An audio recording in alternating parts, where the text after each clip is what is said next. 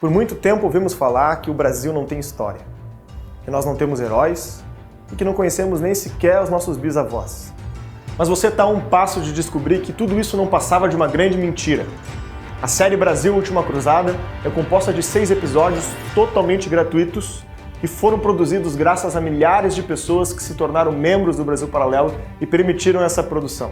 Esses episódios já resgataram o patriotismo de mais de 5 milhões de brasileiros que travaram contato com sua verdadeira história, livre de narrativas ideológicas.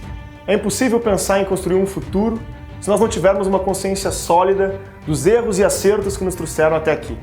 Para isso, a gente fez um esforço para reunir grandes especialistas e produzir a maior série da história do Brasil já produzida até aqui.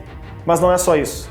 Nós levamos esse conteúdo para as escolas, para que os jovens possam, de fato, encontrar apoio nas gerações que o sucederam.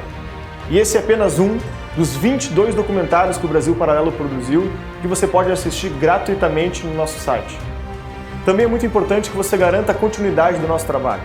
Torne-se assinante do Brasil Paralelo e você vai ter acesso a um conteúdo exclusivo, aulas ao vivo com os palestrantes do Brasil Paralelo e o maior acervo cultural de conteúdos relacionados à história, política, filosofia, economia e tudo que é importante para a nossa expansão de consciência. Torne-se membro do Brasil Paralelo, fique agora com o nosso episódio e até breve.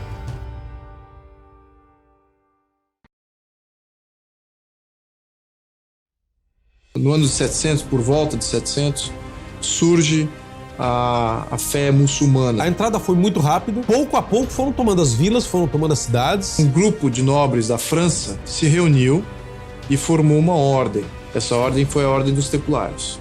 Lá da distante Astúrias, os cristãos foram crescendo, foram baixando e foram se expandindo até conquistar todo o seu território. Até que não tem mais território a conquistar. Só lhes resta o mar. Os brasileiros até o século XIX não se chamavam colônios. Aliados contra intrusos, índios, brancos e negros, carregaram em si o desabrochar da brasilidade. Quer dizer, a grande coisa do Brasil, evidentemente, foi a miscigenação. Porque um português fiel à tradição católica, ele não está se preocupando se ele chegou sem querer ou por querer. Ele acredita que está ali por um motivo e esse motivo é missionário. No dia da Assembleia, um jovem eloquente chegava em Versalhes para lutar pelas ideias iluministas que ele aprendeu com Rousseau e Voltaire nos salões de Paris. A promessa de igualdade agora estava representada por uma voz poderosa, que até hoje gera calafrios na história da humanidade. Napoleão reagiu decretando o fechamento dos portos de toda a Europa. Suas ordens foram imediatamente obedecidas por todos os países, com uma exceção, Portugal. Portugal foi invadida por 50 mil soldados franceses e espanhóis que caçavam a corte, enquanto ela zarpava rumo ao Novo Mundo e os deixavam a ver navios. Foi no dia 13 de maio de 1817 que o filho de Dom João VI casou-se com a princesa austríaca. Em Portugal, alimentava-se a esperança de que terminava a guerra com Napoleão, levando Dom João VI a finalmente tomar a decisão de voltar sozinho para Portugal, deixando seu filho como regente do Brasil. Tanto José Bonifácio quanto Leopoldina desejavam a permanência de Pedro no Brasil. Ele cria a ideia de estabelecer um império no Brasil, ou seja, como se fosse uma quebra. Arrancando a braçadeira azul e branca que simbolizava Portugal, Pedro atirou-a no chão dizendo: "Tirem suas braçadeiras, soldados. A nossa divisa de hoje em diante será independência ou morte." Ela foi a primeira pessoa, antes até do próprio Dom Pedro, a perceber que o Brasil ele teria que ser um país livre. Nesses 2 anos, ele ensinou as bases, deixou no coração do Pedro um amor profundo pelo conhecimento, pelo saber e um amor profundo pelo Brasil. Exatamente o que o Pedro I queria, lembra-se? Em 1840 ele assume, mostra uma grande desenvoltura, começa a fazer as instituições funcionar, compreendendo muito bem os defeitos delas. A vitória sobre Solano Lopes na Guerra do Paraguai resultou o ápice do progresso ao Império. Vivíamos aí uma belle époque brasileira. A abolição era uma causa social, mas ao mesmo tempo que você, ao defendê-la, tinha muito a perder. E foi a princesa Isabel, quando disseram a ela: você pode estar assinando a abolição e o fim da monarquia. Ela disse: eu pago qualquer preço para libertar esses homens. Havia pessoas com interesses em que a monarquia fosse substituída. É o exército armado, na rua, sem nenhum apelo popular, indo avisar para um ministro que você não tem mais o cargo e não se atreva a retomar. A República é um regime, nasceu da disputa de 2 homens com uma mulher. No dia seguinte, os republicanos decretaram a expulsão da família real do Brasil. Mais tarde, dirigiram-se à Câmara Municipal, na improvisada cerimônia onde proclamaram a República. Quando se trata de desvelar a verdade da nossa história, que vem sendo negligenciada ou soterrada por todo tipo de conveniência ideológica mal intencionada, quando se trata, portanto, em consequência disso, de redespertar, pelo entendimento nosso da própria realidade, da própria trajetória como nação, a nossa sensibilidade patriótica, é um tanto curioso que a nossa narrativa comece por um dos nossos maiores erros, um dos nossos maiores tropeços na nossa caminhada como nação. A proclamação da República em 15 de novembro de 89, que era para ser um modelo de desenvolvimento diferenciado para a nação brasileira, não acontece, bicho. E não acontece justamente porque não tem uma análise, um olhar atento ao que é o ser brasileiro, o que é essa realidade nacional, o que é esse mosaico de culturas dentro do território como um todo.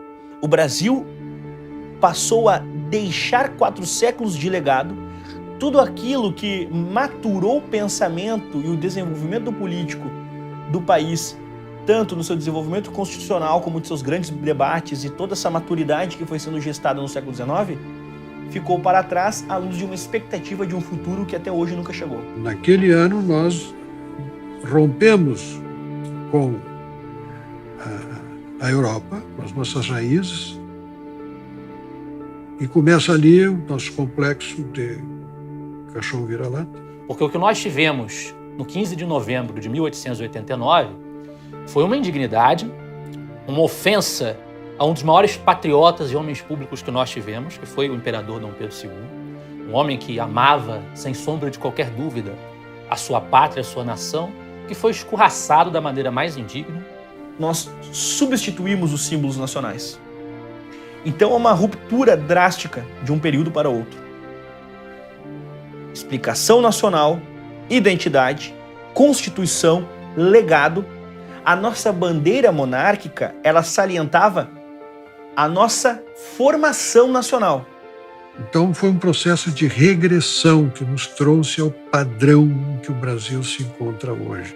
O Brasil está sempre pulando de galho em galho, de governo em governo, com promessas de refazer tudo do zero e deixar para trás qualquer tipo de construção mais duradoura, mais sólida. Nossos pilares institucionais são de areia.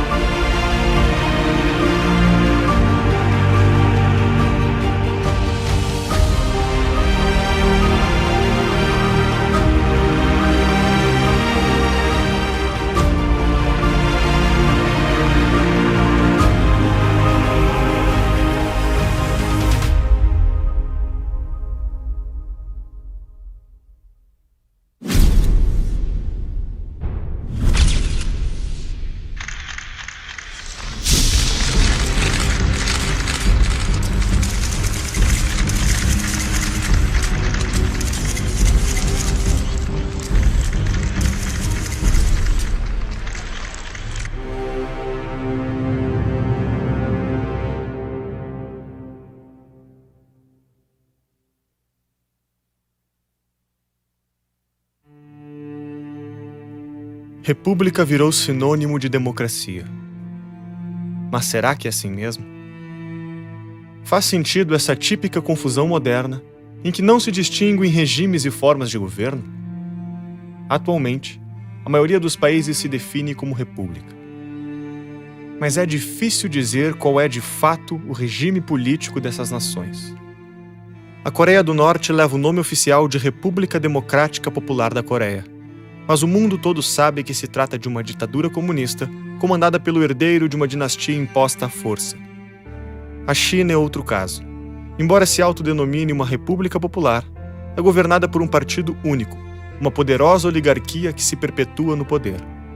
Já o Reino Unido tem um estável e secular sistema representativo. Fundado sobre uma monarquia parlamentarista, na qual o poder emana do povo e em seu nome é exercido, revelando que a democracia não é exclusivamente republicana. Austrália, Canadá, Dinamarca e Japão também são exemplos de monarquias constitucionais, com progresso, desenvolvimento e respeito às liberdades. É claro que há muitas repúblicas igualmente democráticas e livres. Estados Unidos, Suíça e Alemanha são ótimos exemplos de repúblicas federativas com democracias bem constituídas, sistemas eleitorais específicos e instituições em pleno funcionamento. Disso tudo, concluímos o óbvio. Não é a nomenclatura que define o que é um regime democrático. Para entender a forma de governo de um país é necessário entrar na sua história, estudar as raízes de cada povo e sua cultura, o seu complexo conjunto de crenças, valores, sonhos e aspirações, seu imaginário e seus mitos fundantes. É preciso, enfim, compreender os elementos que formam aquela nação. Há quem pense que um dia um país vai dormir e acorda democrático no dia seguinte. Quer dizer, falta a perspectiva de que é uma construção lenta, paciente, por tentativa e erro, sempre sujeita a retrocessos, às vezes sujeita até mesmo a rupturas, que você volta a uma situação ditatorial, aí você tem que começar a construir de novo, né? É o caso do Brasil.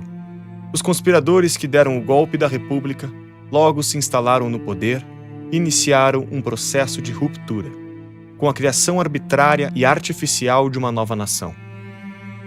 Os símbolos que ligavam os brasileiros com seu passado, com sua história real, foram substituídos por símbolos forjados.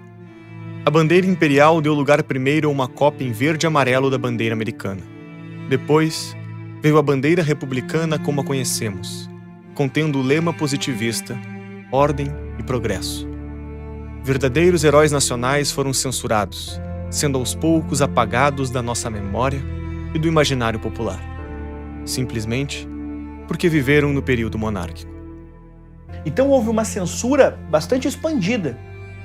Carlos Gomes, Nabuco, Machado de Assis e outros eram associados ao período monárquico. Portanto, eles não serviam para a utilidade de um país que deveria ser criado à luz do futuro. Era preciso, então, instituir o maior símbolo dessa nação republicana, que se construía aos trancos e barrancos. O documento que dá forma de Estado a uma nação seria redigido em meio a tensões políticas entre as elites que buscavam o poder.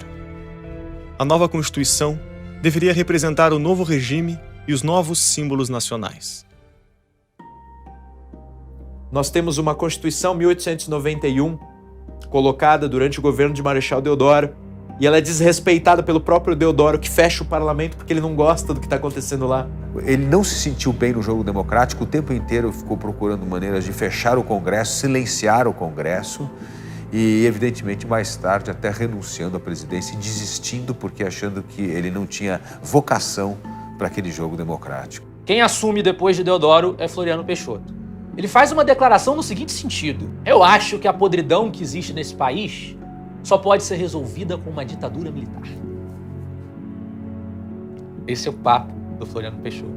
E ele reprime violentamente. Reprime os monarquistas, reprime a liberdade de expressão, níveis extremos. É um dos regimes os governos mais repressores que o Brasil teve, é o de Floriano Peixoto. Mas, pelo menos, ele passa o mandato para o sucessor civil. Com a posse de Prudente de Moraes, A cooperação entre o Estado e as oligarquias se fez presente no Brasil com força máxima. As oligarquias dos estados vão se vinculando entre elas e você vai formando esse estamento burocrático, que era um grupo que mandava completamente e submetia todo o restante a ele. O café representava mais da metade da nossa economia. Para se legitimar junto a tamanho poder, o governo passou a aceitar as ordens dos oligarcas do setor. Tinha muito a ver com a anomia que se instalou, uma vez que a coroa, unidade simbólica, e o poder moderador saem de cena. E é isso que segura as elites oligárquicas das regiões. Então, começa a ver um duelo clânico. Era um duelo de famílias, de clãs, as oligarquias se enfrentando. A política do Brasil na República Velha é isso, é um duelo de clãs. O conluio entre as forças políticas e econômicas virou uma lei tácita. Do café do início do século passado às empreiteiras do novo milênio, pouca coisa mudou. Mas o fato é que um grande sistema de corrupção e troca de favores se instalou. As relações de promiscuidade entre poderosos passaram a ser a regra. Os barões do café de São Paulo e Minas Gerais, principais produtores da commodity, eram apoiados pelas oligarquias dos outros estados da federação. Juntos, todos defendiam seus interesses perante o governo federal. Este, por sua vez, tratou de se acertar com as esferas estaduais, chegando ao acordo de que não interferiria nas políticas locais, desde que recebesse o devido apoio dos governadores. Finalmente, no âmbito municipal, o conluio era forçado, a cabresto.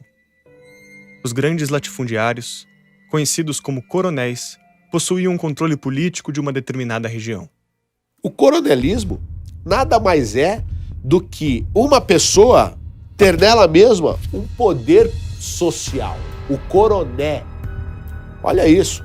O voto era secreto e era declarado em voz alta, o que permitia a pressão dos coronéis sobre os eleitores para que votassem em seus afiliados políticos.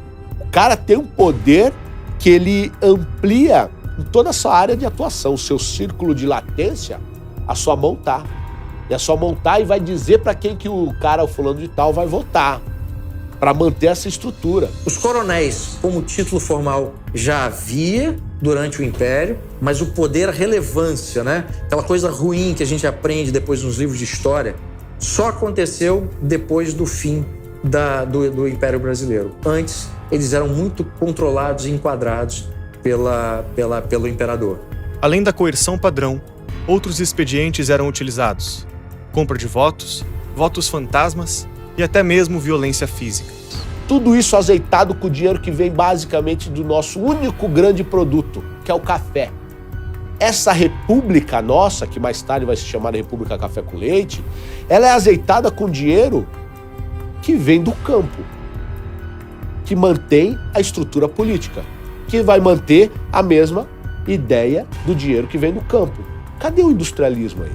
A industrialização está onde? Não está. Então, quando se fala no federalismo da República Velha, autonomia dos estados, federalismo decantado em prosa e verso, isso é um pouco de ilusão, aliás, muito de ilusão.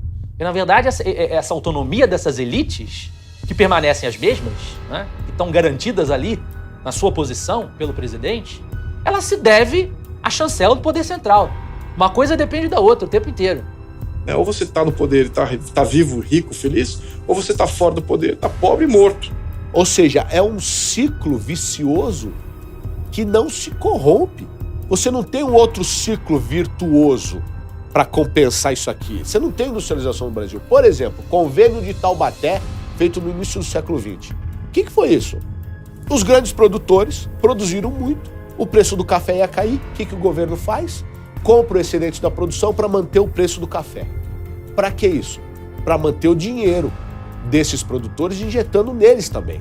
Então é que eles criam logo no começo ali, na Primeira República, né? República Velha, como eles chamam, foi o funding loan. O funding loan nada mais foi do que um comprometimento de dívida externa com bancos ingleses para financiar a agricultura e pecuária no Brasil.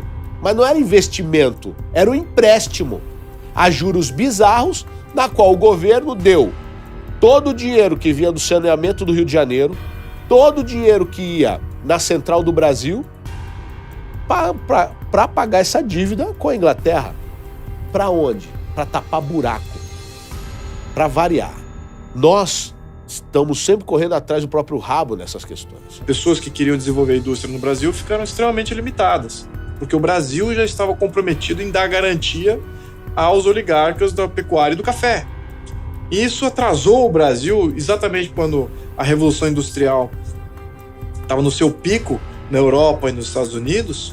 O Brasil aqui puxou o freio de mão e limitou o crescimento da indústria. Então foi um erro estratégico, pagamos o preço até hoje. Como entender esse período histórico? Ele não tem muito a ser entendido. Ele é um período estagnado. Todos esses arranjos serviam para manter o governo sempre nas mãos de um grupo, alternando apenas o ocupante do gabinete presidencial. Ora do Partido Republicano Mineiro, ora do Partido Republicano Paulista. Entre coronéis, barões e governantes, o público e o privado eram misturados e a população era subjugada. Durante 2 décadas, o forte esquema de corrupção entre elites cafeeiras elegeu presidente após presidente. O acordo garantia que as oligarquias estaduais apoiariam sempre o mesmo candidato, dando continuidade às políticas que os beneficiavam.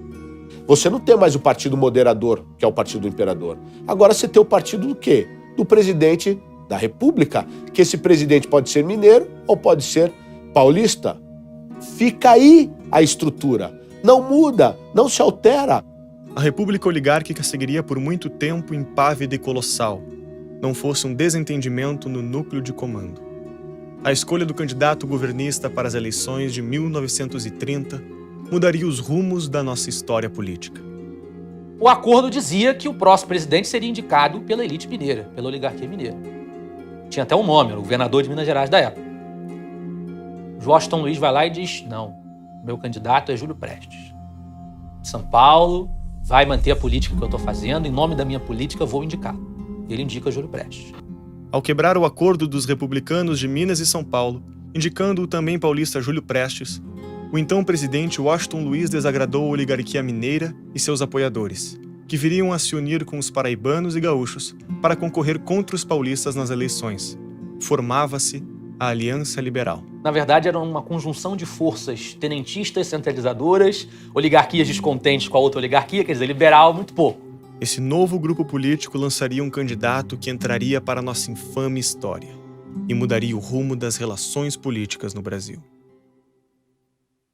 Getúlio Vargas, ele era uma personalidade extremamente conflituosa internamente. Ele conseguia ser autoritário sem parecer autoritário. Ele fez a carreira inteira dele exatamente fazendo esse jogo. Sou um autoritário amado. Ele sempre foi um homem muito prático, capaz de se adaptar às circunstâncias. Até certo ponto, vamos dizer que era um gênio político. Então ele tinha esse estilo autoritário, fofinho. O Brasil até hoje, a visão do brasileiro até hoje, do Getúlio Vargas, é de um autoritário fofinho. Ele foi extremamente inspirado pelas ideias positivistas em voga no Brasil naquele momento. Esse pensamento, essa maneira de ver, né, que o governo é o governo dos que sabem, né, é uma ideia que o Vargas, evidentemente, adota. Ele está crescendo com uma força muito grande. Ele tem um carisma enorme, uma capacidade de diálogo estupenda, uma retórica que quase nenhum líder no Brasil conseguiu imitar. E nesse período no mundo está surgindo o fascismo. Quer dizer, desse grande movimento populista, não monárquico e antimonárquico, buscando grandes líderes, está surgindo o fascismo ainda no mundo. E o fascismo ele também surge com a mesma retórica, ou seja, vamos modernizar. Nós precisamos olhar para o futuro. Precisamos ter grandes lideranças. Nós precisamos agora sermos uma grande nação. Então, quando Getúlio aparece, ele surge com todos os elementos para ser o fascista brasileiro. E quem é que estava por trás dele? Uma outra oligarquia que não era a oligarquia agropecuária. Eram os industriais, os banqueiros, os militares. Então Vargas sobe com novo conjunto de oligarquias aí. Foi nesse contexto que a Aliança Liberal indicou o gaúcho Getúlio Vargas para concorrer contra Júlio Prestes. O paulista representava o conluio das oligarquias do seu estado e de mais 19 unidades da federação. Com larga vantagem, Prestes é eleito para a presidência do país. Sua posse ocorreria no simbólico dia 15 de novembro. Mas Vargas tinha outros planos. Júlio Prestes jamais sentaria na cadeira do presidente da República. Graças a uma nova revolução, a mais uma tomada de poder, a mais um golpe. Tudo começou em Porto Alegre, com a tomada do quartel-general da 3ª Região Militar. No ataque aconteceram as primeiras mortes da Revolução, que logo se alastrou por todo o país. Apesar de oferecer notável resistência, os governos estaduais foram depostos pelos militares revolucionários sem grandes dificuldades. Tropas mineiras e gaúchas marchavam rumo ao Rio de Janeiro, enquanto Vargas aguardava, em Curitiba, as notícias dos frontes de batalha. No final do mês, os militares chegaram ao Rio de Janeiro e depuseram Washington Luiz com um golpe militar. Estabeleceram uma junta provisória, que entregaria o poder a Getúlio no início de novembro daquele ano. Os militares fizeram a República. 30, você acha que o Getúlio chegou lá como? Os militares é que ficaram atrás, mas eram os que mandavam. Na tarde do dia 1º de novembro de 1930, no Palácio do Catete, Getúlio Vargas assume a presidência. Era o fim da República Velha e das oligarquias estaduais. Ao mesmo tempo, soldados gaúchos cumpriam a promessa de amarrar seus cavalos no obelisco da Avenida Rio Branco, marcando simbolicamente o triunfo da Revolução. O que ocorre em 30 é que triunfa essa tendência centralizadora, essa tendência autoritária, essa tendência a querer dar ordem, sentido e trazer justiça através do autoritarismo centralizador. Getúlio Vargas tornou-se chefe do governo provisório com amplos poderes. A Constituição de 1891 foi revogada. O Congresso foi dissolvido e o ditador passou a governar por decretos. O ex-presidente Washington Luiz foi preso e conduzido até o Forte de Copacabana, onde seria encaminhado para o exílio nos Estados Unidos. A prisão foi também o destino de muitos outros políticos, como Júlio Prestes. Os governadores estaduais, apoiadores do antigo governo, já haviam sido depostos nos movimentos da Revolução. Eram então substituídos por interventores nomeados por Vargas. Assim, tenentes inexperientes que participaram da Revolução passaram a comandar estados brasileiros. Foi nesse contexto que se armou mais uma revolução, mais um golpe. A já complicada relação entre o governo Vargas e os paulistas ficou ainda mais conturbada quando um militar pernambucano foi escolhido para governar o estado de São Paulo. A nomeação de João Alberto Lins de Barros acirrou de vez os ânimos. Por um lado, ele mexe, principalmente nas ideias da oligarquia, que são aquelas famílias governando. Tá, mas não são a família, agora é quem? Ele. Não é mais partido político, agora é o Getulião. É o pai dos pobres. Numa forma de governo extremamente populista. É o período que o personalismo político se sobrepõe às instituições. E por não cumprir a sua promessa de entregar uma Constituição, os paulistas revoltaram, né? E Getúlio Vargas mandou sufocar os paulistas. Se o Brasil teve guerra civil, a guerra civil foi essa. Cansados das interferências da ditadura de Vargas e inconformados com a falta de uma Constituição Federal, os paulistas já arquitetavam uma revolta armada. Em 23 de maio de 1932, durante um protesto contra o governo Vargas, 4 jovens paulistas foram mortos por tropas getulistas. A tragédia foi o estopim para que, em 9 de julho daquele ano, fosse formada a Junta Revolucionária MMDC. O nome do grupo era formado com as iniciais dos jovens assassinados. Num país tomado pelas instabilidades políticas, os novos confrontos já não assustavam tanto. Após 3 meses de guerra civil, com mais de 200 mil homens envolvidos, as tropas getulistas venceram as paulistas. A rendição se deu no dia 2 de outubro. Em 3 de maio de 1933, foram realizadas eleições para a Assembleia Constituinte, que daria as bases para a nova Constituição do país, em 1934. A nova Constituição foi aprovada e, com ela, em eleição indireta, Getúlio Vargas foi finalmente eleito presidente da República.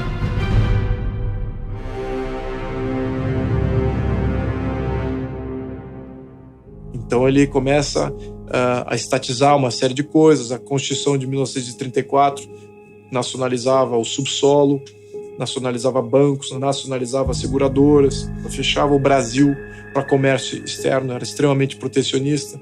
O modelo que Vargas adota já é um modelo mais em linha com um país socialista, fascista.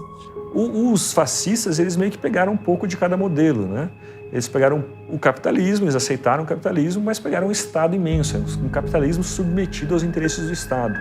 O Vargas fez a mesma coisa no Brasil. Os modelos dele eram, evidentemente, Mussolini, Hitler. Inclusive, ele tinha certas similaridades mentais com Hitler. A apreciação por Nietzsche, por exemplo. Tanto ele quanto Hitler sabiam trechos inteiros do Nietzsche de cor. E ele achava um pouco que ele era o super-homem do Nietzsche, né? Sou o grande Führer da nação, né? Sou Duce, sou o condutor. Eu vou tirar a gente do ostracismo e levar este país para frente e para o futuro, apontar para o futuro. Ele foi considerado por muitos historiadores como o brasileiro, ou o presidente brasileiro mais importante de todos. É difícil discordar de uma sentença como essa, de uma análise como essa, porque boa parte do Brasil de hoje ele foi construído por Vargas. Esse Brasil que já largou praticamente toda a história para trás. O Vargas ele consegue assim, quase colocar assim, um novo Gênesis 1 a respeito do Brasil. Naquele momento, o Getúlio quer construir um outro Brasil, mas com base em outros elos. Quais elos? Por exemplo, no carnaval e o futebol. Bom, eu não tenho nada contra estas duas coisas, mas se você precisa tirar os valores principais, que são os valores identitários, e no lugar deles você precisa colocar um esporte e um evento festivo, né, que é quase uma válvula de escape para o povo brasileiro, você de fato está rebaixando o povo. Tem tudo a ver com a história do fascismo e do comunismo, que é o Estado cooptar a identidade nacional e produzir essa identidade nacional a partir do Estado, que vai, então, formando a identidade das pessoas a partir da propaganda centralizada que ele faz. Vai criando uma identidade nacional. Tem uma frase que, tirada de contexto e mal interpretada, é muito injusta, na minha opinião, que o patriotismo é o último refúgio do canalha. E ali eu acho que ele quer dizer o nacionalismo. Ali ele quer dizer colocar os supostos interesses da nação, interpretados de forma errônea como os interesses que eu, governante, defendo e quero, acima de tudo, inclusive da ordem, da lei, dos princípios e valores e do indivíduo. Eu acredito que o nacionalismo no Brasil, ele acabou servindo à estatização, à limitação do capitalismo no país e à noção de capitalismo centralizado pela mão do Estado. E aí você tem a ideia do canto orfeônico, todo mundo vai cantar junto, e as músicas, e todo mundo vai desfilar nas ruas, a marcha da juventude, né? Que tem um componente nacionalista muito fascista de conteúdo, né? De você vai mobilizar todo mundo em torno da nação, em torno do chefe. Também toda uma ideia de você usar os novos meios de comunicação de massas. Né? Você vai usar o rádio, né? A ideia do rádio como grande elemento de mobilização. Seguindo as práticas populistas implementadas por Joseph Goebbels na Alemanha nazista, Vargas passa a utilizar o rádio como o principal instrumento de difusão da propaganda governista. Vargas soube utilizar o rádio, soube estatizar o rádio. Com o nome original de Programa Nacional, a Voz do Brasil foi criada em 22 de julho de 1935, revolucionando a comunicação entre governo e população. Assim, a figura do presidente passava a se aproximar das pessoas. Esse tipo de expediente centralizador não era novidade. Pouco tempo antes de instrumentalizar o rádio, Vargas já havia estruturado a educação formal brasileira, que passava a seguir diretrizes padronizadas pelo poder central. A ideia que ele tinha é que você ia ter uma universidade modelo, né? Você ia ter uma universidade, que é a Universidade do Brasil, todos os cursos iam ser detalhados, definidos o conteúdo em detalhe, por escrito, e que ia ser ensinado, e o resto do Brasil ia repetir. Eu vou eliminar, né, digamos assim, a vivência histórica e cultural regional, né, e criar uma cultura a partir do sistema de ensino, né, uma identidade cultural desde cima. A ideia de você construir o símbolo da nacionalidade, os hinos, os heróis nacionais. Você inventa, na verdade, né? Todo um panteão de heróis nacionais que não existiam. Gerida pelo Estado, pelos seus ministérios, pelos seus intelectuais, né? Por os artistas que vão virar símbolos e que vão apertar a mão do presidente. Para cumprir com suas ambições de remodelar o imaginário nacional, Vargas precisava se utilizar da elite letrada do país, para que contribuíssem com seus objetivos. Era um homem de uma grande capacidade e que sabia dialogar com os intelectuais verdadeiramente importantes da época. Tendo uma demanda nacional viva, que era a questão do analfabetismo e outras coisas desse tipo, ele vai dizer assim, precisamos de escolas. O Estado precisa se envolver muito mais nisso. Intelectuais vão ficar sensibilizados quanto a essa questão e vão entrar de cabeça no pensamento pedagógico nacional. De forma muito perspicaz, Getúlio cooptou intelectuais para que reforçassem na população brasileira as crenças necessárias ao sucesso de suas medidas de governo. Se de um lado nós temos esse Getúlio, nós temos aquele Getúlio que vai também prender o Graciliano Ramos, vai prender o Gilberto Freire, entende? Então, ele quer sim o intelectual do seu lado, mas do seu jeito.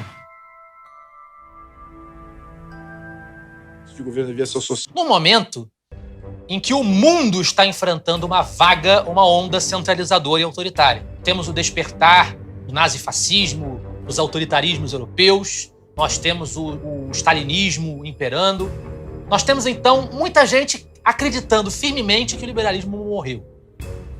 Não dá mais para confiar nas instituições liberais. Era o período também de esfacelamento das monarquias europeias.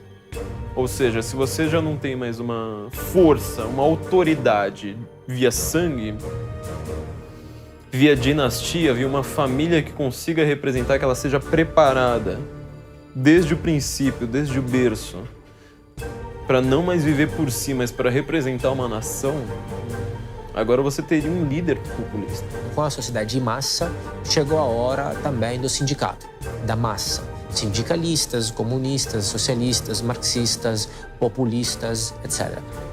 Os líderes passaram a ser tratados como deuses. O culto à personalidade foi uma das marcas dessas ideologias. O camarada Lenin e o pai dos povos, Stalin, eram figuras onipresentes na vida das vítimas desse mórbido sistema. O mesmo vale para Il Duce Mussolini na Itália e o Führer alemão Hitler. O que é o fascismo? Um regime calcado em 3 pilares: o Estado onipresente, os sindicatos poderosos e os grandes empresários amigos do rei. Esse é o tripé do fascismo. Esse modelo é de direita? Não, se você entender por direita, Edmund Burke, os liberais clássicos, os conservadores, eles não querem saber disso. E o que isso tudo tem a ver com o Brasil? De que modo essas ideologias se manifestaram por aqui? O fato é que o imaginário popular brasileiro estava fragilizado. Sem referências históricas, sem uma construção natural e real de um senso de nacionalidade desde o golpe da República, a invasão de ideologias estrangeiras estava facilitada. Não tardaria para os comunistas perceberem a fragilidade do senso de nacionalidade e passarem a agitar o cenário político nacional, com sua ideologia internacionalista, cujas ações eram definidas em Moscou. As primeiras manifestações socialistas, anarquistas do Brasil já vinham desde o começo da República, né, com a vinda dos primeiros imigrantes italianos para o Brasil e alemães. Então essas ideias acabaram chegando aqui, criando alguns movimentos, principalmente movimentos sindicais, nos grandes centros, né. Em 1922 é fundado o Partido Comunista, com a participação de vários tenentes, né, de vários militares que foram ou expulsos do exército em 22, né, ou saíram ou continuaram ainda militares. Nesse contexto, a radicalização político-ideológica se intensificava. Logo, 2 aparentes opostos se estabeleceriam. De um lado, o Partido Comunista, do outro, a Ação Integralista Brasileira. O primeiro, antinacionalista, contava com o apoio financeiro, organizacional e estratégico da União Soviética. O segundo, fundado sobre um nacionalismo exagerado, deslocado, utilizando-se da estética fascista nos seus cumprimentos e vestimentas. Eles se dividiram em integralistas e comunistas, que era o posto totalitário. Por muito tempo, Vargas se aproveitou de ambos os movimentos. Com habilidade e oportunismo, engajou comunistas e integralistas. Utilizava-se de ambas as vertentes a seu favor. Comparecia a eventos políticos de ambos e trocava favores com seus líderes. A relação seria estremecida até o rompimento, quando lideranças comunistas acusaram Vargas de caminhar para uma ditadura fascista. Passam a postular o poder para si e viram inimigos do presidente. O primeiro grande ataque foi feito pelos comunistas, em mais uma tentativa de golpe que a jovem República Brasileira assistiu. O capitão do exército convertido ao comunismo, Luiz Carlos Prestes, comandou um levante, a Intentona Comunista. Prestes articulava diretamente com a direção da Internacional Comunista, que mantinha junto ao golpista um grupo de militantes comunistas internacionais. Dentre estes, figurava a companheira de Prestes, a alemã Olga Benário. Agitados pelo Prestes, acontece aquele movimento fadado ao fracasso da Intentona Comunista, os quartéis, os comunistas ensaiando uma rebelião. Apesar do apoio dos tenentistas, os ideais comunistas não haviam sido bem recebidos pela grande maioria das forças armadas, que reagiu ao movimento. Após a Intentona, Prestes e sua esposa Olga viveram foragidos clandestinamente no Brasil por mais alguns meses, mas acabaram presos em 1936. Então, a narrativa que fica é a de que Olga era uma coitadinha e tudo mais. Mas não era. Era uma comunista ligada à KGB. Ou seja, se as suas ideias e suas ações vingassem no país naquela época, o Brasil poderia ter se transformado em Cuba, ou no que é a Venezuela hoje. A Intentona Comunista serviu de pretexto para Vargas perseguir não só comunistas, mas também anarquistas, sindicalistas e até políticos liberais adversários. Novas leis restringindo liberdades individuais foram impostas. A desculpa era o combate à subversão, mas a realidade era a concentração de poder nas mãos de Vargas. Logo após a Intentona, as eleições se aproximavam e Vargas poderia perder a presidência pela via democrática. Foi nesse momento que Getúlio se aproveitava de um falso plano que representaria uma nova revolução comunista para justificar a necessidade de dar um golpe de Estado. Nós temos perigo de invasão totalitária aqui no Brasil, então vamos fazer o seguinte, vamos decretar um estado de sítio, que é constitucional, então eu tiro todas estas liberdades e a gente volta a concentrar o poder. Com o estado de sítio declarado, o Congresso foi fechado. O poder legislativo e o judiciário foram suspensos. O caminho estava livre para Vargas exacerbar o seu poder e colocar em prática a ditadura mais implacável que o Brasil conheceu na sua história. O cara que toma o poder em 30, suspende a Constituição. Aí, por pressões paulistas, faz uma Constituição em 34. E aí, 37, quando teria a votação para ele sair fora, o cara me dá um golpe igual Hitler, que é o fogo do hashtag, e proclama um Estado novo, colocando uma Constituição extremamente centralizadora, ditatorial. Em 10 de novembro de 1937, o antes golpista e agora ditador Getúlio Vargas se dirige ao povo brasileiro com um manifesto à nação, promulgando uma nova Constituição e instaurando o Estado Novo. Com a finalidade de justificar as medidas autoritárias e centralizadoras, Vargas disse: é a necessidade que faz a lei. Tanto mais complexa se torna a vida no momento em que passa, tanto maior há de ser a intervenção do Estado no domínio da atividade privada. Que tão somente institucionaliza o governo discricionário que o Vargas já vinha praticando.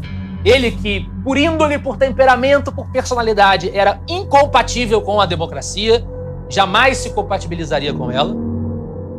Estabelece, então, a ditadura mais completa que o Brasil teve na sua história, que é o Estado Novo. Esse período é o período de eclipse, de obscurecimento de toda a nossa tradição liberal, o período mais fechado que nós temos, mais sombrio nesse aspecto. Quando José Bonifácio disse que o brasileiro seria o novo ateniense se não caísse na tirania de Estado, era sobre esse exato momento que ele falava. Vargas é a personificação da tirania de Estado. O novo Brasil, o Estado Novo, era resultado dos anseios de poder de seu governante. Por decreto, Vargas extingue todos os partidos políticos, atitude emblemática de quem busca o poder total.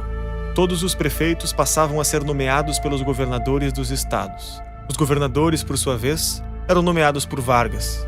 Era a falência da democracia.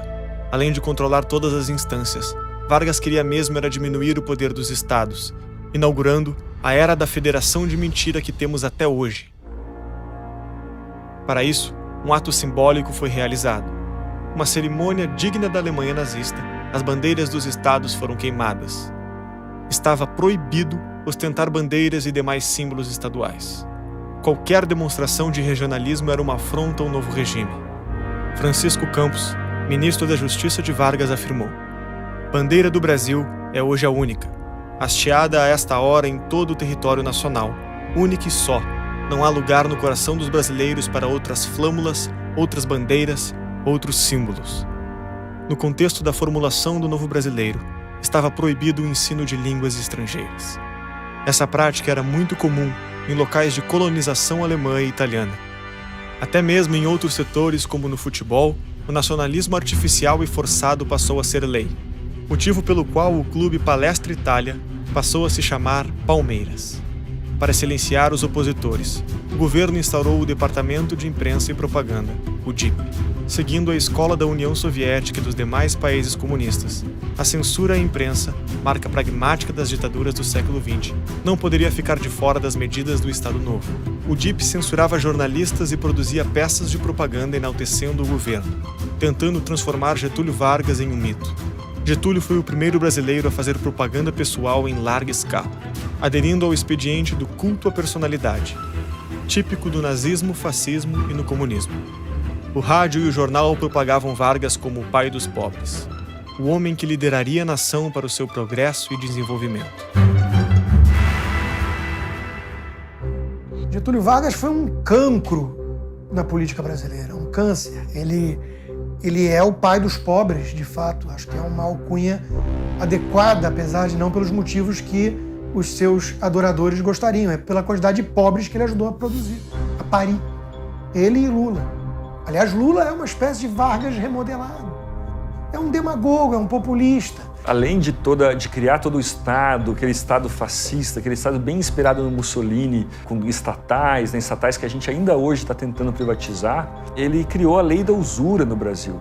A lei da usura, ela proibia empréstimo, ela dificultava empréstimo a juros. Quer dizer, o Brasil mal tinha um mercado financeiro. A intervenção do Estado, tão nociva para a economia, deixou sua marca em diversos setores. O congelamento de preços dos aluguéis, somado a uma série de regulamentações desses contratos, tinha o objetivo alegado de aliviar os custos de vida dos trabalhadores. Mas o resultado foi a escassez de moradias e inquilinos despejados e desabrigados. O que Vargas conseguiu foi uma piora significativa na qualidade habitacional, insegurança jurídica, aumentos expressivos nos preços e na escassez de moradias. Exatamente o contrário do proposto, apesar da propaganda estatal continuar enganando a população e reforçando a imagem do presidente como tal pai dos pobres. É nesse momento, então, que você tem aí, ele faz a proposta de aumentar, de dobrar o salário mínimo e não consegue, porque o Congresso não permite. Ele tem uma proposta também dos lucros enviados para o estrangeiro terem limite, para as empresas estrangeiras não poderem levar lucros brasileiros. Ele tem ideias basicamente protecionistas e, ao mesmo tempo, ligadas a esse trabalhismo. O Vargas, ele se inspira na coisa mais pai dos pobres de todas, que é o programa trabalhista fascista. Criou a CLT, vigente até hoje, depois de mais de 60, 70 anos, inspirada na Carta del Alvoro de Mussolini, um fascista. Todo esquerdista hoje defendendo a CLT, ele tá com Getúlio Vargas aqui, ó.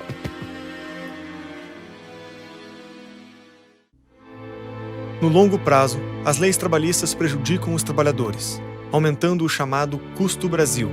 Por que investir no Brasil é tão desvantajoso? Impostos e encargos trabalhistas oneram em excesso as empresas, gerando a inflação que corrói o valor dos salários, diminuindo seu poder de compra, resultando no empobrecimento geral do povo. O custo Brasil faz com que empresas contratem menos pessoas e afasta investidores estrangeiros, que preferem economias que dão mais retorno ao seu investimento. Quem defende a CLT no Brasil hoje? Quem defende o legado de Vargas como positivo? Quem defende os sindicatos fortes? Quem defende um Estado onipresente e intervencionista? Lembrando do slogan de Mussolini, nada fora do Estado, tudo pelo Estado, tudo para o Estado. É a esquerda. Daí a gente conclui que o fascismo é de esquerda. Mas isso pode dar nó na cabeça de muita gente, que aprendeu a repetir que fascismo é só de direita. Esse é o político que Lula, que Dilma, que Cristóvão Buarque, que, sabe, Ciro Gomes, toda a esquerda brasileira atual se inspira. Na hora de falar, olha, o Brasil ele se modernizou, o Brasil é um país novo, o Brasil, a gente quer manter os nossos direitos, a gente quer criar direitos trabalhistas. Isso é varguismo 2.0. É a história do Brasil que a gente não aprende na escola. O populista olha para a próxima eleição, o estadista para a próxima geração. Ou seja, falta no Brasil estadista. Falta quem esteja preocupado com as políticas de Estado, não com as políticas de governo apenas. É o velho pão e circo. Você dá, realmente, assim, dá umas migalhas ali para a população.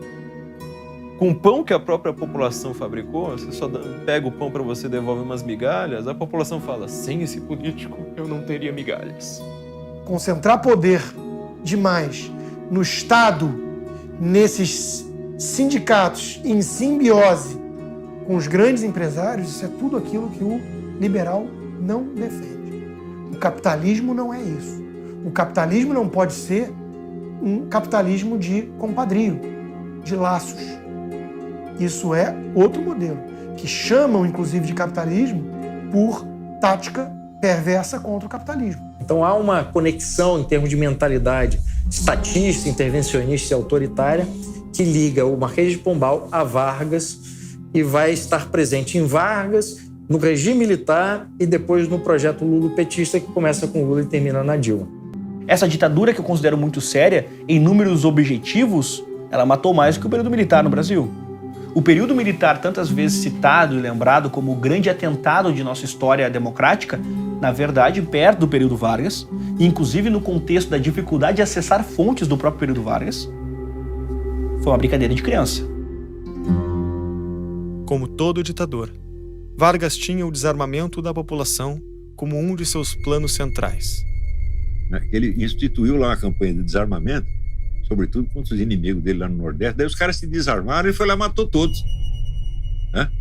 Quer dizer, era um monstro, certo? Claro, um psicopata total. Vale a pena esse contraste de uma frase, né, do Vargas, quando ele se refere a seus ministros, em que ele diz que metade dos meus ministros é incapaz e a outra metade é capaz de tudo. Então você vê exatamente que tipo de gente cercava Getúlio Vargas, né? O Brasil tem uma cultura antidemocrática, que enaltece essa figura paterna freudiana que vai cuidar do povo, do berço ao túmulo. Vargas se apresentou como o pai. Lula se apresentava também como pai. Foram homens que estrategicamente compreenderam a nossa orfandade. Nós não temos, ainda que o comportamento coletivo muitas vezes remeta a isso, o brasileiro ele não sente falta de um Messias, o brasileiro sente falta de um pai. É um filho desamparado. E por isso refém de todas essas perversidades ideológicas. Como resultado direto dos desdobramentos da Primeira Guerra Mundial, novamente as superpotências se viram em um conflito global. De um lado, liderados por Inglaterra e Estados Unidos, as forças ocidentais haviam se unido na luta pela proteção de seus valores liberais e democráticos, representando o que o mundo conheceu como os aliados. Do outro, o eixo era representado pela Alemanha nazista e pela Itália fascista, que defendiam regimes autoritários e centralizadores. Getúlio era altamente simpático ao eixo, nazismo e fascismo. Vargas, que era essa personalidade que estava sempre defendendo extremos, ele começa a guerra torcendo pro eixo. E ele tá querendo entrar na Segunda Guerra apoiando o eixo. O Brasil de Getúlio Vargas ainda não havia entrado na guerra. No entanto, a simpatia ideológica do presidente brasileiro pelos países do eixo estava estampada em seus atos de governo. O que direitos trabalhistas têm a ver com a Inglaterra industrial liberal? O que direitos trabalhistas vão ter a ver com qualquer potência livre no mundo? No entanto, nós fomos à guerra ao lado dos aliados. Por quê? Muita gente vai falar do acordo econômico da CSN, da siderúrgica, para construir a siderúrgica, para ter a base aqui. Então Vargas topou. Muita gente vai falar disso. Mas eu acho que a gente não pode esquecer também que houve ali muito de uma sensibilidade ocidental e liberal, nesse sentido da defesa das liberdades enraizadas na cultura ocidental, do nosso povo, porque o nosso povo se manifestou em defesa do Brasil estar na guerra ao lado dos aliados. Nosso povo se manifestou pela América, pelo Ocidente, contra o fascismo. O que poderia e deve ser destacado de mérito nesse período, do ponto de vista do homem brasileiro, do povo brasileiro, é a nossa participação na Segunda Guerra Mundial.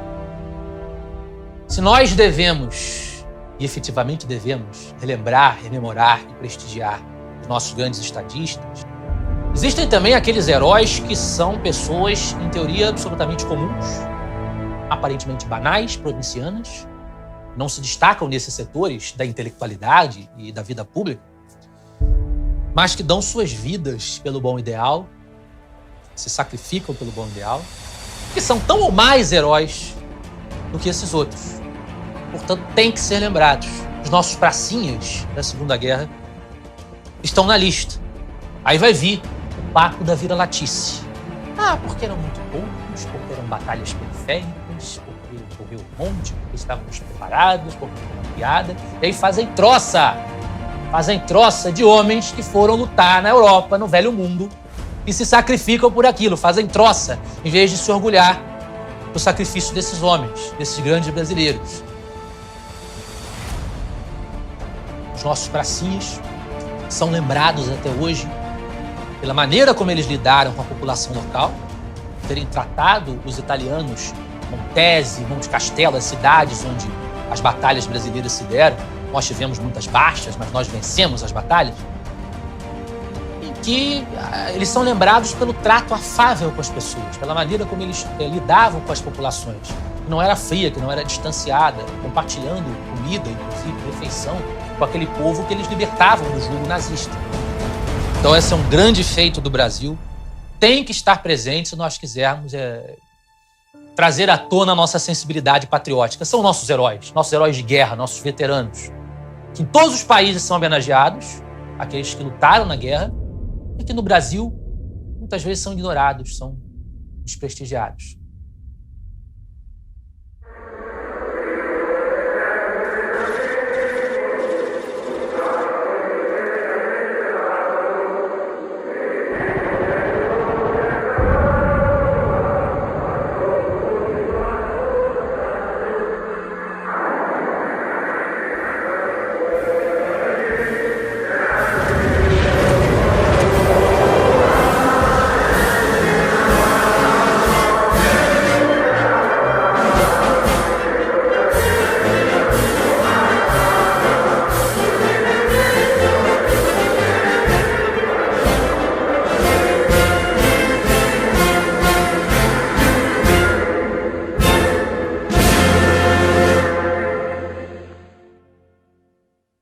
Com o fim da Segunda Guerra Mundial, o cenário brasileiro não era favorável ao presidente da República.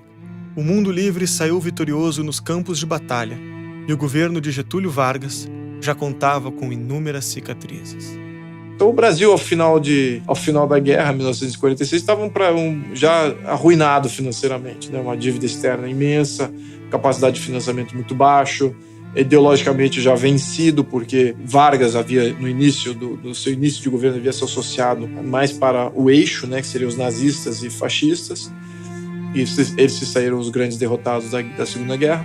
O desgaste natural do regime, o retorno dos pracinhas que lutaram lá fora, do lado dos aliados, contra o eixo autoritário nazifascista, esse desgaste faz com que chegue um momento, em 45, em que o Estado Novo vai colapsar, não vai conseguir perdurar. Um segundo momento seria o Manifesto dos Mineiros de 43, que uma parte da elite mineira, elite intelectual e política mineira, publica um documento defendendo que o desenvolvimento nacional não depende da ditadura para acontecer, que, portanto, o senhor Getúlio Vargas deveria tirar o rabo da cadeira, a bunda da cadeira e ceder o cargo para uma eleição, para uma transição democrática de fato.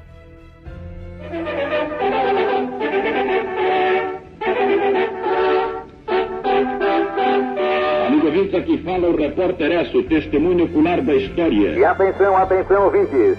Renunciou o presidente Getúlio Vargas. A decisão presidencial foi anunciada depois que forças da Vila Militar, sob comando do general Renato Paquet, avançaram pela rua Paissandu rumo ao Palácio Guanabara. Assumiu o governo o ministro José Linhares, presidente do Supremo Tribunal Federal. Nunca tive medo dos comunistas. Sou contra o comunismo. Nós partimos para o que parecia ser uma cruzada pela liberdade de imprensa e acabou sendo uma cruzada pela libertação nacional. Quem enriquece com dinheiro público não tem vocação para herói. Carlos Lacerda nasceu em Vassouras, no sul do estado do Rio de Janeiro, em 30 de abril de 1914. Era o caçula de 3 irmãos. Veio de uma família muito destacada no mundo acadêmico, nas questões financeiras e no âmbito político.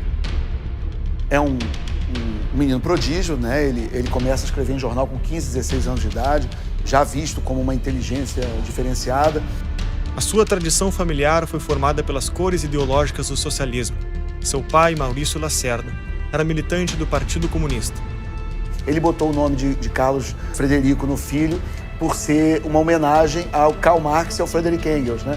Ele começa a participar da política mais ativamente quando há a Revolução de 30 e ele, com alguns amigos comunistas, ele já planeja movimentos operários nas ruas para fazer quebra-quebra, saques, invadir lojas. Só que a polícia descobre antes que esse movimento comece e ele chegou a ficar preso um tempo, depois sai. Seu período de militância comunista durou até os 25 anos de idade, quando entrou em conflito com o líder do partido, Luiz Carlos Prestes. A desavença levou à expulsão de Lacerda do PCB.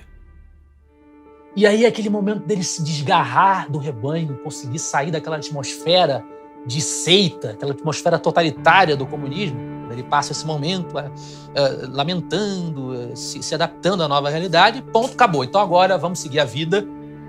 Entra para o UDN, depois se elege vereador, funda em 49 a Tribuna da Imprensa, com o apoio de alguns amigos.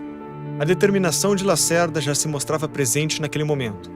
Buscando apoio financeiro, reuniu centenas de acionistas e fundou um jornal, a Tribuna da Imprensa, em 27 de dezembro de 1949. Logo, consolidou o veículo como o principal jornal oposicionista do país. E vamos defender o anticomunismo, porque percebeu ele que o comunismo era a pior das ditaduras, que era mais difícil de derrubar. Isso não precisava nem sequer que ele se efetivasse no Brasil, porque simplesmente a experiência dele com os comunistas na juventude já mostrava esse drama que o comunismo representaria. A forte oposição a Vargas deu notoriedade a Lacerda, e essa atuação começou ainda no governo de Eurico Gaspar Dutra, vencedor das eleições de 1945, no hiato entre o primeiro e o segundo período varguista. Dutra assumiria o comando do país após a renúncia de Vargas. Getúlio, em troca de apoio à candidatura de Dutra, não teve seus direitos políticos cassados, não sofreu qualquer processo judicial, nem mesmo o exílio. Um ditador que rasgou a Constituição, brincou com a Constituição como quis, impôs o que impôs, reprimiu o que reprimiu, censurou o que censurou e consolidou um aparato político, institucional e cultural autoritário como ele consolidou, o que acontece com ele? Vai para a fazendinha dele em São Borges. Lacerda diz, não, vocês não podiam ter feito isso. Entre 1930 e 1945, foram 15 anos de turbulências até a renúncia. Durante o governo Dutra, Getúlio se isolou em sua fazenda em São Borja e parecia a carta fora do baralho da disputa presidencial de 1950. O que acontece? O Samuel Weiner, que era um jornalista conhecido, importante, ele vai ao Getúlio, lá na estância dele, conversar e faz uma grande entrevista com Getúlio. E essa entrevista é lida pelos atores políticos do país como a volta do Getúlio ao cenário político brasileiro.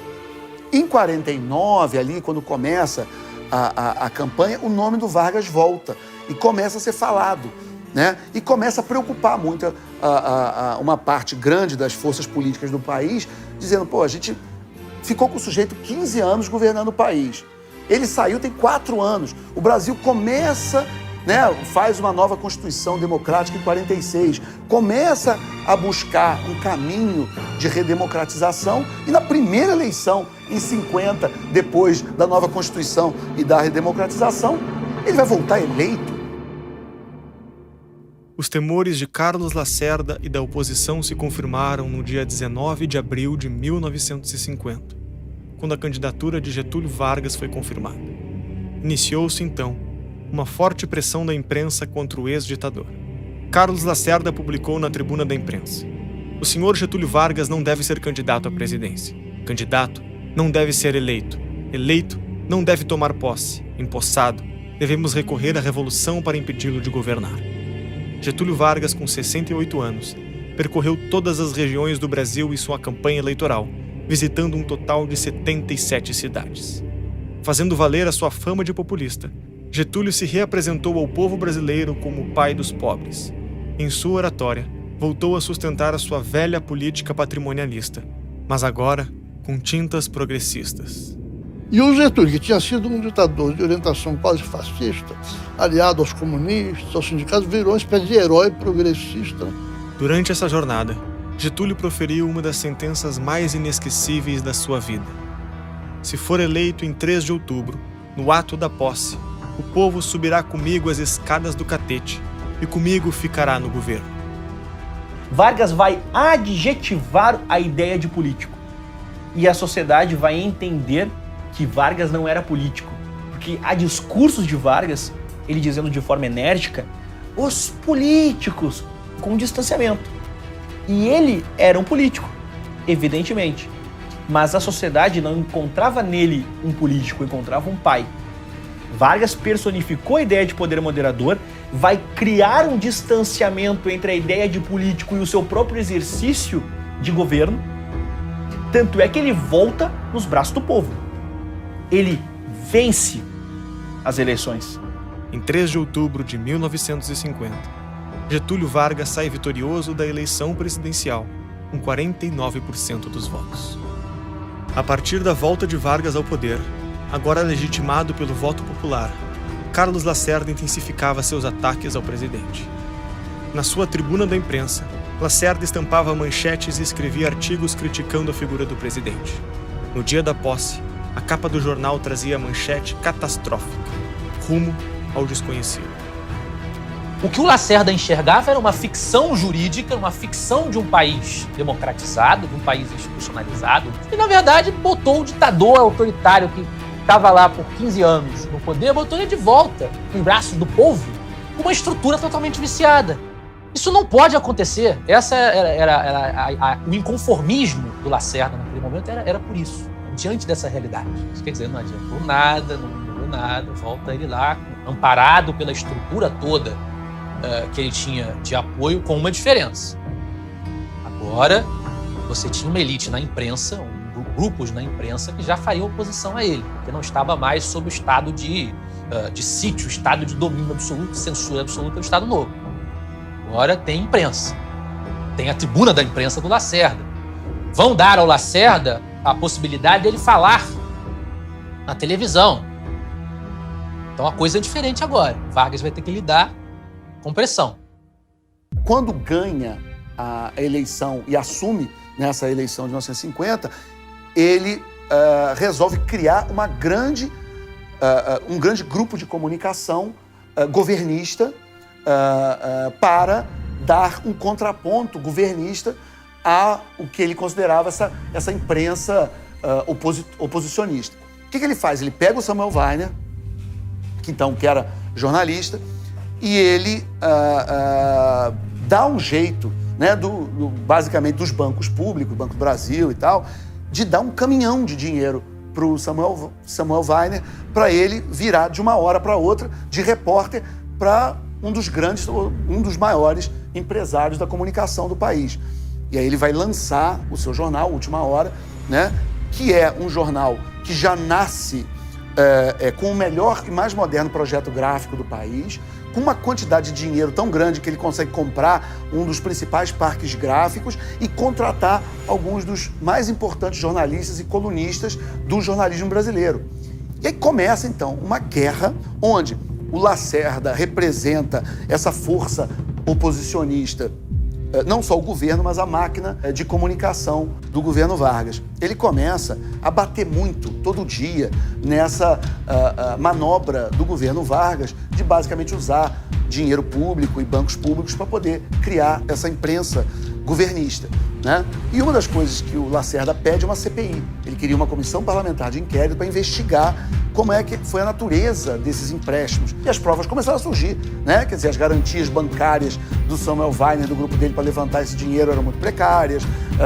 O volume de dinheiro entregue a ele, comparado com o padrão de empreendimentos dos concorrentes, era um dinheiro muito maior. Nós queremos que o Banco do Brasil não fique aberto para as aventuras político-financeiras nem da família, nem da quadrilha de Vargas. O Lacerda, ele descobre uma informação que ia mudar essa história toda. O Brasil tinha uma lei que proíbe grupos estrangeiros de controlar grupos de comunicação. Carlos Lacerda, ele descobre que o Samuel Weiner, na verdade, não era brasileiro. Os pais deles, judeus, tinham emigrado para o Brasil e os pais mudaram os documentos, a certidão de nascimento dele, para ele ter benefícios de brasileiro nato, mas foram documentos adulterados. Quando Lacerda descobre, no dia seguinte, a manchete da Tribuna da Imprensa era Samuel Weiner não é brasileiro. Que fez ele quando as portas do Banco do Brasil se abriram para dali sair o dinheiro em que um estrangeiro e um aventureiro se não completaram. É indispensável que ele deixe de panos quentes e ele, que não teve escrúpulos para rasgar uma Constituição, rasgue a última hora. Esses eventos acabam levando a uma rivalidade extrema entre Lacerda e Vargas, intensificando-se até um acontecimento que mudaria drasticamente o rumo da política brasileira. E atenção, atenção! Informa o Globo no Ar em edição extraordinária. Rio de Janeiro urgente. Ocorreu há poucos minutos na rua Toneleiros, em Copacabana, um atentado a tiros contra o jornalista Carlos Lacerda. Ele voltava para casa acompanhado de seu filho Sérgio e de um oficial da aeronáutica. Há pelo menos uma vítima fatal. Voltaremos a qualquer momento com maiores detalhes sobre o atentado. Na noite do dia 5 de agosto de 1954, percebendo a aproximação de um atirador, o major Rubens Vaz, guarda pessoal de Carlos Lacerda, tentou impedir que o jornalista fosse assassinado. Me voltei para trás para dizer adeus ao Vaz. Eu vi um sujeito com um chapéu desabado, um mulato atravessar a rua, estava parado do outro lado, atravessar a rua e vir para trás do automóvel, uma distância de uns 3 metros do automóvel. Mas foi uma coisa instantânea, que imediatamente ele abriu o paletó, sacou uma arma e começou a atirar. E de repente, quando eu olho assim, atrás do automóvel, eu vejo um corpo caído. Quando eu olho, eu Vaz.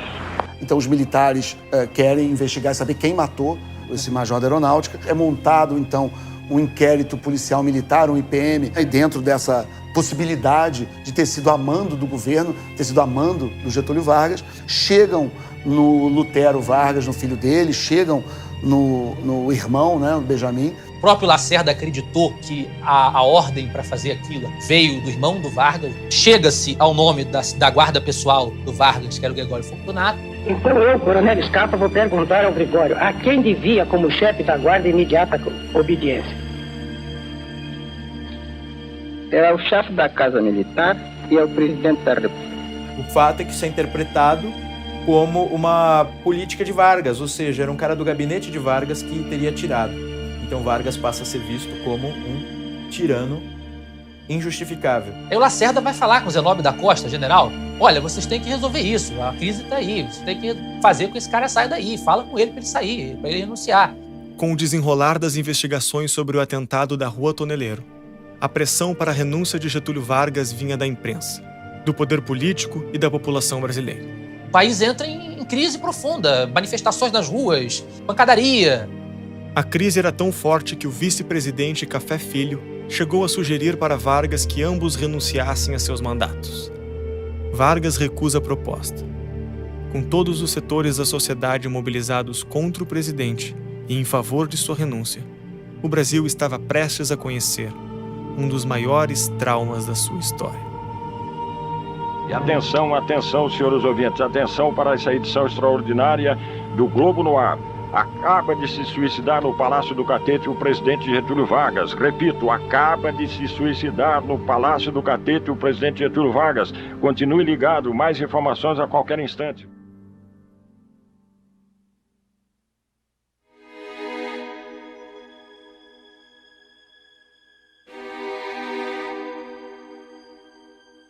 Foi um ato extremo, evidentemente, mas o Getúlio Vargas era uma pessoa que, desde muito jovem, ele já considerava o ato do suicídio como um ato político. Eu acho que isso aí também é parte da psicopatia, né? Você se vingar dos outros, né? Com a sua autodestruição.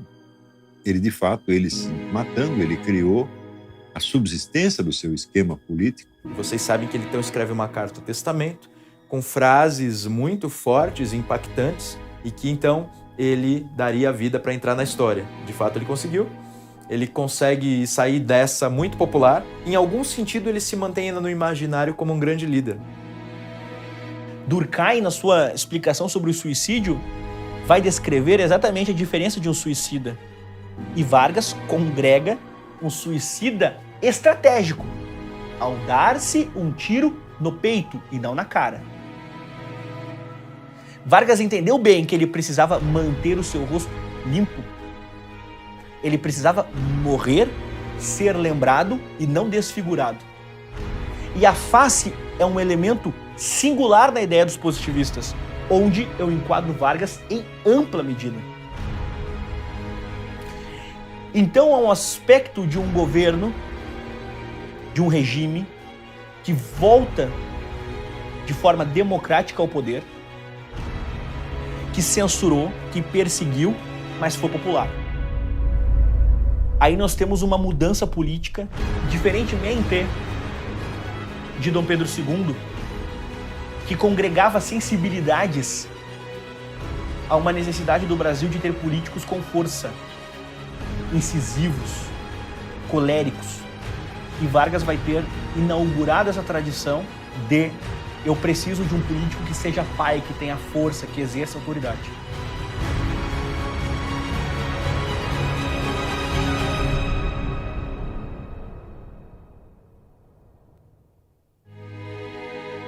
Aquilo que o Brasil conseguiu não ser, ou seja, uma republiqueta, com Vargas o Brasil passa a ser uma republiqueta caudilhista, vazia de sentidos e com uma possibilidade de ressignificação que é, infelizmente, o nosso câncer até os nossos dias.